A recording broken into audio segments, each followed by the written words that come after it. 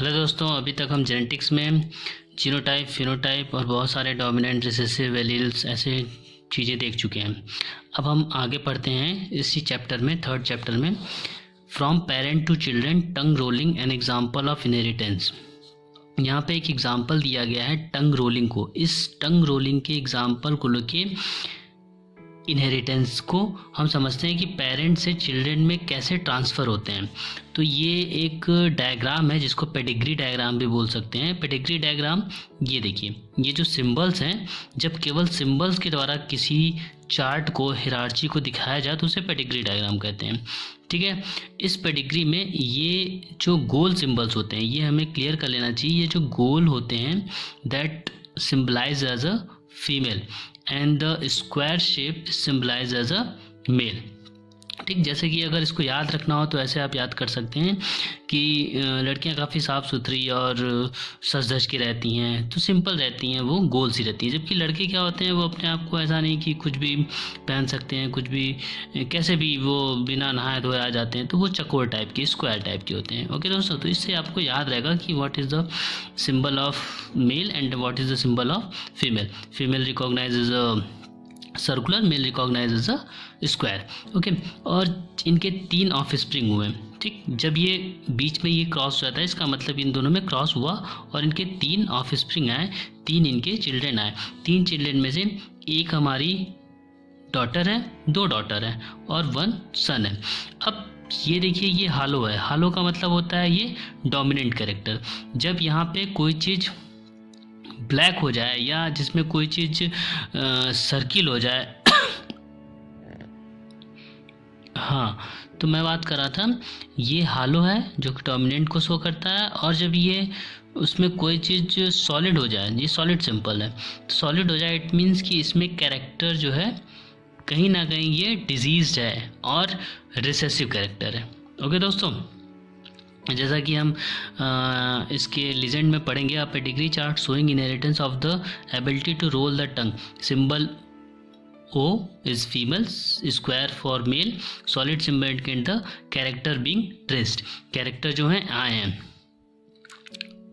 अब देखिए, अगर हम इसको ऑब्जर्व करेंगे तो इसमें कुछ पॉइंट दिया हुआ है। इस पॉइंट्स को पढ़ने के बाद हमें बहुत सारी चीज़ें पता चलेंगी। पहले पढ़ लेते हैं, observe the following points. Males are shown by square and females by circle, ये याद होना चाहिए। ठीक, second point, both father and mother are tongue roller, hollow symbol represent the usual expressed character. अब ये देखिए, दोनों क्या है, रोलर हैं, रोलर हैं, रोलर है। इट मीन्स कि ये अपने कैरेक्टर को एक्सप्रेस कर रहे हैं कि दोनों के टंग जो हैं रोल कर सकते हैं। ठीक है, third, of the 3 children born 2 can roll, that means hollow symbol, and 1 can not, solid symbol. अब इन पेरेंट्स से जो चिल्ड्रंस आए, उन चिल्ड्रन में 2 जो हैं इनके हालो सिंबल है, इसका मतलब ये रोल करेंगे। लेकिन जो एक तीसरी जो लड़की हुई वो क्या है, वो सॉलिड है, इट मतलब ये नॉन रोलर है, रिसेसिव कैरेक्टर है। ठीक, आगे पढ़ते हैं। The recessive trait of non rolling is one of the children could have come from know ever else but the parents. अब जो हमारी ये तीसरी जो नॉन रोलर है, वो कैरेक्टर जो उसके में आए हुए हैं, स्मॉल और रिसेसिव कैरेक्टर, वो कहाँ से आए, उसके पेरेंट्स से ही आए होंगे। एक स्मॉल और मदर से आया होगा और दूसरा स्मॉल और फादर से आएगा। इट मीन्स कि जो हमारे पेरेंट्स हैं वो हेट्रोजाइगस होंगे, मतलब एक कैपिटल आर होगा और एक स्मॉल आर होगा, जस्ट लाइक इसमें भी कैपिटल और small are.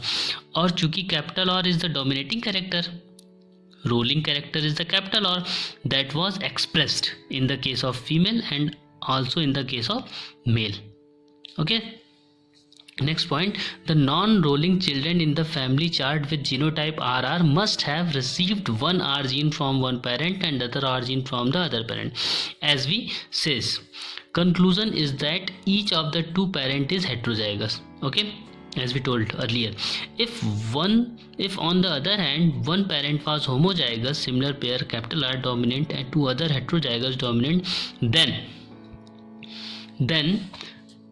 every child would have got at least one dominant gene from the homozygous dominant parent through the sex cell. The situation can be schematically explained as given in Punnett square. अब जैसा कि अगर हम बात करें, अगर mail भी हमारा कैपिटल और होता मीन्स होमोजाइगस डोमिनेंट होते, और जो फीमेल कैंडिडेट है वो क्या होती, वो हेट्रोजाइगस डोमिनेंट होती, तो सीन कुछ इस प्रकार होता। कैसा होता, अब इसमें देखिए होमोजाइगस है कैपिटल और ये कैपिटल और स्मॉल हेट्रोजाइगस है, ठीक। अब कैपिटल जब ये पनेट स्क्वायर है, this is a Punnett square, ये बात मैं आपको बताना भूल गया, ये पनेट स्क्वायर है। पनेट नाम के साइंटिस्ट है जिन्होंने ये पनेट स्क्वायर दिया था। उन्होंने बताया था कि अगर मेल और फीमेल के पास हमारी एलील्स हैं उनके, तो हम उनके ऑफस्प्रिंग को, उनके चिल्ड्रंस को कैसे शो कर सकते हैं। तो कैपिटल और is the homozygous dominant, this show the homozygous dominant, या स्मॉल और कैपिटल और हेट्रोजाइगस डोमिनेंट, स्मॉल और कैपिटल और heterozygous dominant. Okay friend, that's clear. ये पनेट स्क्वायर हमेशा याद रखिएगा, कभी भी कुछ भी पूछा जाए कि अगर मेल हमारे ऐसे हैं, फीमेल हमारे ऐसे हैं, तो ऑफस्प्रिंग कैसे होंगे, तो सिंपल ये पनेट स्क्वायर है जो कि हम बना देंगे और उसका रिजल्ट हमें पता चल जाएगा, बहुत ही ईजी है। अब आगे बात करते हैं an interesting exercise to try. ये एक्सरसाइज दिया हुआ है, इसमें दिया क्या हुआ है, इसमें दो फैमिली दिखाई गई है, family A and family B. Family A में जो है, जो भी मेल है और फीमेल है, ये सिंबल मेल का, ये फीमेल का, क्लियर है। मेल हमेशा जो है बिना दाढ़ी मूछ के रहते हैं, वो गंदे से रहते हैं स्क्वायर शेप में, और फीमेल हमेशा सज धज के रहती हैं गोल, ठीक।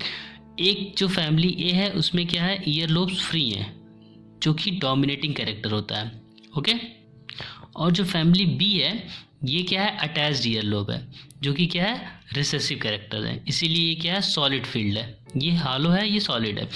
अब अगर फैमिली ए में देखें तो फैमिली ए में जब क्रॉस हुआ फीमेल का और मेल से जब क्रॉस हुआ, तो जो 5 चिल्ड्रन आए ऑफस्प्रिंग में, उसमें 2 ऐसे चिल्ड्रन हैं जो कि सॉलिड है, मींस इसमें कहीं ना कहीं कैरेक्टर जो है रिसेसिव का आया हुआ है, जबकि बाकी 3 हैं वो हालो हैं। इसका मतलब इसमें फ्री ईयर लोब्स हैं। अब चूंकि यहाँ पे 2 सॉलिड हैं, इट मींस ये कहीं ना कहीं ये दोनों में से कोई ना कोई एक जो होगा वो हेट्रोजाइगस डोमिनेंट होगा, क्लियर। जब हम बात करते हैं फैमिली बी की, तो फैमिली बी में दोनों जो है टोटली क्या है, सॉलिड है, तो इसलिए इसके जो ऑफस्प्रिंग हैं वो भी सारे सॉलिड ही हैं, सभी जो हैं अटैच्ड ईयर लोबी वाले, सभी स्मॉल और स्मॉल आ रही हैं, कोई इसमें हेट्रोजाइगस का कोई सीन नहीं है, ठीक है दोस्तों।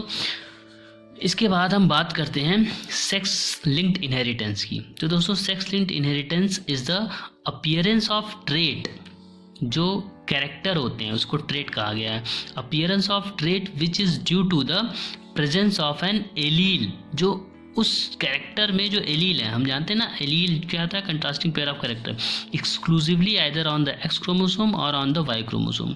अब जो लिंक्ड इनहेरिटेंस है, जैसे कि हमारा कैपिटल और स्मॉल आ रहा है, इसमें जो एलील्स है, जो भी हमारा एक्स क्रोमोसोम होगा उस एक्स क्रोमोसोम के अंदर, या वाई क्रोमोसोम होगा उस वाई क्रोमोसोम के अंदर जो एलील्स प्रेजेंस है, इसके अंदर डीएनए होगा, डीएनए में ही जीन्स होते हैं और जीन्स के अंदर ही एलील्स होते हैं, तो ये कैरेक्टर को जो निर्धारित कर रहे हैं, अपीयरेंस दे रहे हैं हमारे ऑफस्प्रिंग में, ये कहीं ना कहीं वो या तो एक्स लिंक्ड इनहेरिटेंस होगा या वाई लिंक्ड होगा।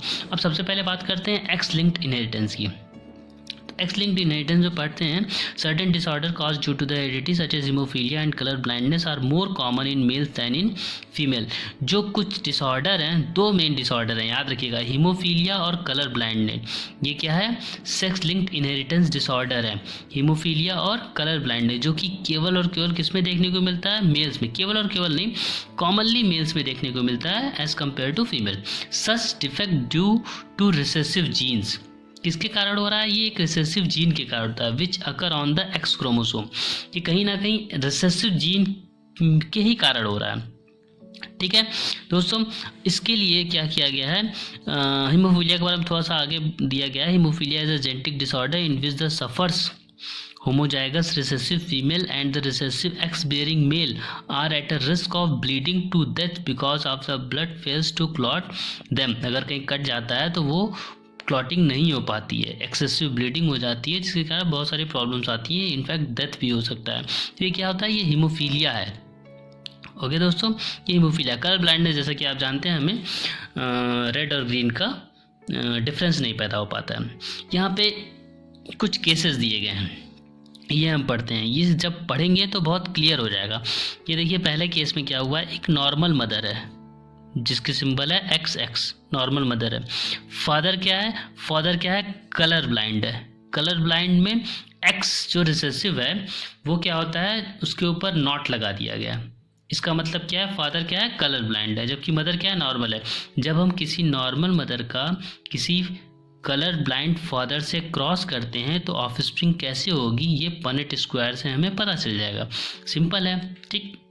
ये देखिए मेल है, मेल में एक X कलर ब्लाइंड मेल है तो X0 एंड Y, और फीमेल हमारी नॉर्मल है तो XX। और जब इनका क्रॉस हुआ तो क्या हुआ, एक 1% ऐसा होगा जो कि X और X0 होगा। तो ये क्या है, इसमें X0 रिसेसिव है, ठीक, एक जीन पे है। तो ये फीमेल जो है कलर ब्लाइंड तो है, बट ये पूरी तरह से कलर ब्लाइंड नहीं है, इसे बोलते हैं कैरियर। ठीक है दोस्तों, ये हेट्रोजाइगस डोमिनेंट है तो इसका विजन जो है नॉर्मल रहेगा, ये कैरियर कहलाता है, not a colour blind, it's a carrier. ठीक, वहीं मेल के केस में XY नॉर्मल हो गया है, फीमेल के केस में अगेन यहाँ पे XX0 है, तो ये क्या है, कैरियर है, नॉट अ कलर ब्लाइंड। ये क्या है, हमारा नॉर्मल है। वहीं दूसरे केस में देखते हैं, एक दूसरे केस में जब मदर जो है कैरियर है, देखिए carrier mother, not colour blind, carrier mother, केवल एक एक्स पे है जो कि डिफेक्टिव है। दोनों एक्स डिफेक्टिव होता है तो कलर ब्लाइंड होता है, जब एक एक्स डिफेक्टिव है तो कलर ब्लाइंड नहीं होगा। फादर के केस में नॉर्मल है। अब इस केस में जब क्रॉस होगा तो क्या होगा, फादर का हमारा XY, मदर का हमारा XX0, ये हुआ X0 और X कैरियर डॉटर, ये X0 और Y। चूंकि X लिंक्ड इनहेरिटेंस ही है तो चूंकि मेल के केस में केवल एक ही X है और ये जो है डिफेक्टेड है, इसलिए ये कलर ब्लाइंड सन पैदा हुआ। दूसरे केस में देखते हैं, देखिए नॉर्मल डॉटर नॉर्मल हुई, सन नॉर्मल हुआ। अब तीसरे केस में बात करते हैं। तीसरे केस में इन्होंने खुद कहा है कि खुद करिए, कलर ब्लाइंड मैन है, ठीक। अब इसमें केस में X0 और Y है, ये पूरी तरह से कलर ब्लाइंड है। तो यहाँ पे अगर हम देखें तो ये हमारा हुआ X और ये हमारा हुआ Y। फीमेल के केस में देखें तो X0 और X है, ये X0 और ये X हुआ, ठीक। इसका मतलब क्या हुआ, ये कैरियर है। अब जब इनका क्रॉस कराएंगे तो हमें क्या होगा, ये मिलेगा। ये क्या चीज़ है, ये कलर ब्लाइंड फीमेल है। अब यहाँ पे क्या होगा, यहाँ पे X0 और Y, ये कलर ब्लाइंड मेल है। यहाँ पे क्रॉस कराएंगे तो क्या होगा, ये कैरियर फीमेल है। यहाँ पे क्रॉस कराएंगे तो ये नॉर्मल मेल है। ठीक है दोस्तों, ये समझ में आ गया। ये अगर बार बार आप करेंगे तो आपको प्रैक्टिस हो जाएगा। तो आपको कोई भी क्वेश्चन पूछा जाएगा कि किस प्रकार की मेल किस प्रकार के फीमेल से क्रॉस होता है तो उसके चिल्ड्रन कैसे होंगे, तो हमें पता चल जाएगा। अब इस केस में देखिए हम खुद पता लगा लिए कि ये जो 4 हुए हैं ऑफस्प्रिंग, उसमें से ये कलर ब्लाइंड फीमेल है, ये कलर ब्लाइंड मेल है, ये कैरियर फीमेल है और ये नॉर्मल मेल है। अब यहाँ पे एक दिया है Chris cross inheritance. Criss cross मतलब इधर का उधर का इधर, मदर से सन में और फादर से डॉटर में। जब कोई कैरेक्टर मदर से सन में जाए और फादर से डॉटर में जाए तो उसे बोलते हैं क्रिस क्रॉस इनहेरिटेंस।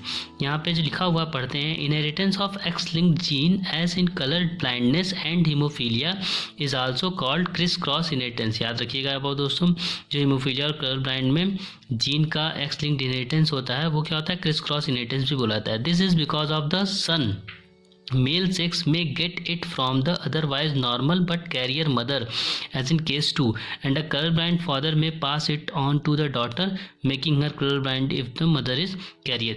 ये क्या कर रहा है, मतलब मदर से